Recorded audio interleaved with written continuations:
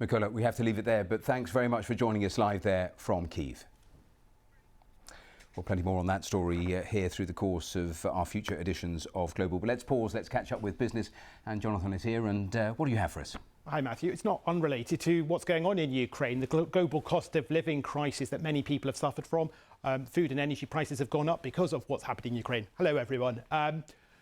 Now, we're looking at the US economy in particular, because in the last few hours, we've had the latest inflation data coming out. And we found out that in October, the year to October, prices rose at an annualized pace of 7.7%. That means that they're slowing down those increases. That's easing the cost of living crisis that many people are suffering.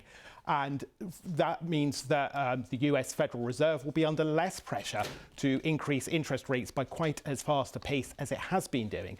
Let's get more on this and go to Washington, and we can speak to Beth-Ann Bovino, who is Chief US Economist at the credit ratings agency S&P Global.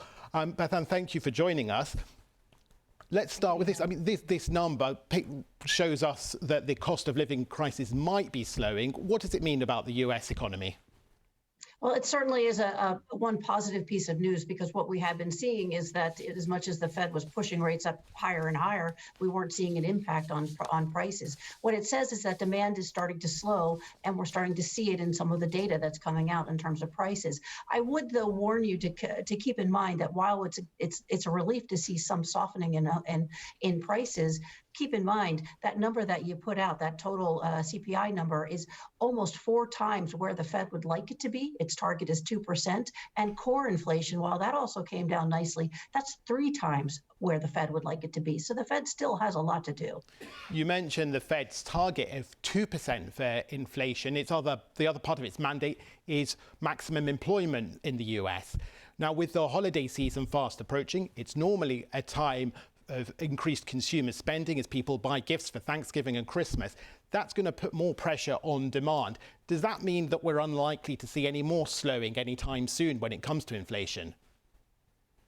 I think that I think with the consumers there's 2 factors that are going into play. One, consumers certainly do have a lot of cash to spend, still sitting on a lot of cash from basically being in quarantine and not spending earlier on, but also because of the stimulus checks, low interest rates, and very high wages. And so that means that people still have money to spend, giving that cushion to go into the holiday season. But we do also see that those high prices are causing people to say, maybe I'll trade down, buy something a little less expensive, don't get the top line, get maybe the second best. And that is also helping to push down prices. So while I do think that the holiday season is still going to be rather strong, maybe not as strong as what we experienced last year. And Beth-Ann, this obviously means that the inflation is still a problem. The Federal Reserve will be looking to increase interest rates in December when it meets. What are you expecting there? And, you know, is it a case that the US is inevitably heading to a recession, or is it not going to necessarily be the case? Well, we did have about a 75 basis point hike for the holidays because it's that fun. We do think, though, that maybe this time around, because we are seeing some softening, possibly the Fed might just go for 50. I still would put my weight on 75, largely because they do still have so much so much more ground to take. So I would say whether it's 50 or 75, it's still going to be aggressive, and the Fed's nowhere near done. The Fed could very well top out at around close to, or maybe even over 5% when all is said and done for the Fed funds rate. And what does that mean for the economy? Well, first, higher prices are weighing on affordability and squeezing households' budgets. Second, you would add, then the cure is also as painful. That's those high interest rates. So we do have a recession in our forecast basically starting this quarter, and with it going through the first half of next year. A shallow one, fortunately, but a recession nonetheless. So plenty to watch for. Beth-Ann Bovino, Chief US Economist at S&P Global. Thank you for your time. Now, let's go to the world of cryptocurrencies, because one of the world's biggest exchanges, and those are the platforms that let people buy and sell digital currencies, is battling to avoid bankruptcy. FTX's founder, Sam Bankman-Fried, says he's in discussions with a number of parties over a rescue deal. It comes after another rescue deal from its bigger rival, Binance, fell apart. The problems have rocked the wider crypto world, with popular tokens such as Bitcoin and Ethereum slumping in value. Now let's get more on this with Michelle Fleury, our correspondent in New York. Michelle, what's going on here? Why is FTX in so much trouble? Yeah, I mean, we've talked a lot about some pretty wild rides in the crypto world, but this is perhaps amongst the most eyebrow-raising of them all. It started when it came to light that Alameda Research was holding a lot of tokens created by the crypto exchange FTX. Apparently, FTX had lent it a huge amount of money that customers had deposited with FTX for trading purposes.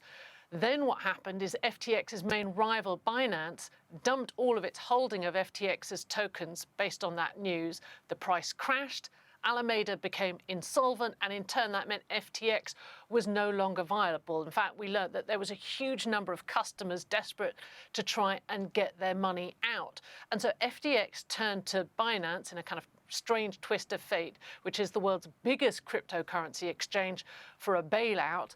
But because that wasn't enough drama already, hours later, Binance actually called off the rescue, citing that mishandling of customer funds and saying that the issues are beyond our control or ability to help.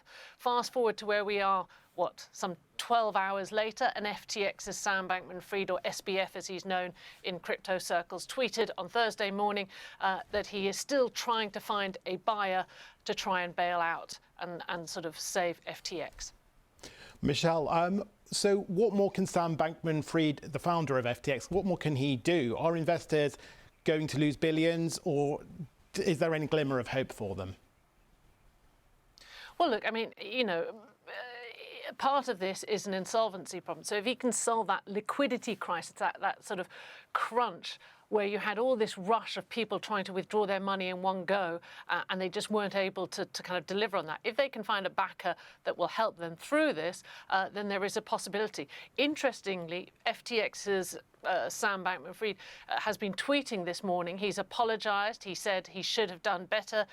He said he is winding down Alameda Research arm, which he also owns. But, many people are describing this as the Lehman Brothers moment for the crypto world.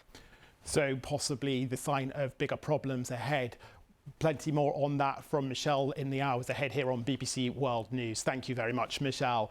And there's also plenty more on the website at bbc.com/business. But for now, Matthew, back to you. Jonathan, thanks very much. Well, still to come here on the programme. It is 2 weeks since Elon Musk bought Twitter. A turbulent 2 weeks. We'll have a look at that. And that's here next.